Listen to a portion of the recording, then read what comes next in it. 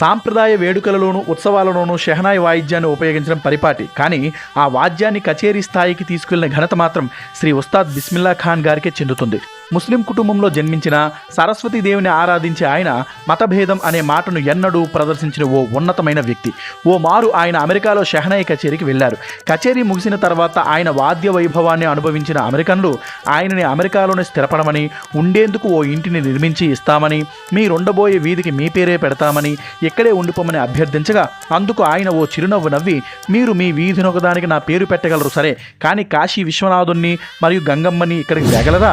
పవిత్ర గంగమ్మ, కాశీ విశాలాక్షి, కాశీ విశ్వనాథులను దర్శించినదే నా షెహనాయి పలకదు. నేను జన్మించిన నేలలోనే జీవించడం గొప్ప గౌరవదాయకమని చెప్పి వారిచ్చిన ఆఫర్ను సున్నితంగా తిరస్కరించారు. ఆయనలోని సంగీత ప్రతిభ, దేశభక్తి అమోఘం. అందుకే 2001లో భారత ప్రభుత్వం ఆయనని అత్యున్నత పౌర పురస్కారమైన భారతరత్నతో సత్కరించింది.